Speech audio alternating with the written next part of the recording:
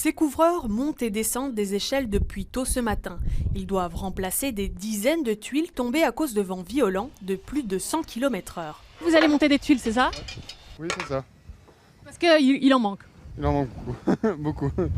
Il faut d'abord sécuriser les lieux, c'est-à-dire enlever les ardoises fragilisées et puis recouvrir les parties dénudées du toit. Cette entreprise de rénovation enchaîne les interventions du genre aujourd'hui. On remet les arrêtiers. C'est la tuile qui se trouve entre deux versants. Comme là, à cet endroit-là, il y a eu beaucoup de vent, il y a eu un arrachage. Donc là, on remet à l'identique comme c'était avant, quoi. Et c'est quelque chose qui est compliqué s'il y a encore du vent? Oui, énormément. On a besoin de se tenir, de refixer des points d'ancrage pour tenir les échelles. On a eu beaucoup d'appels pour des interventions, surtout des mises en sécurité et éviter qu'il y ait des infiltrations dans les logements.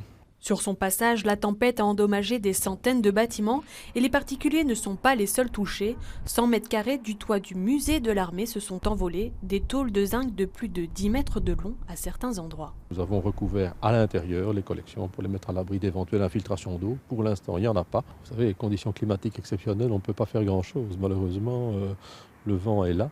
Le bâtiment est ce qu'il est. Le bâtiment est ancien, il est bien entretenu, mais malgré tout, il est ancien et il a une prise au vent qui est énorme, évidemment. La régie des bâtiments doit encore analyser l'ampleur des dégâts. Si les vents violents devraient diminuer dans les prochaines heures, le gros des réparations ne fait que commencer.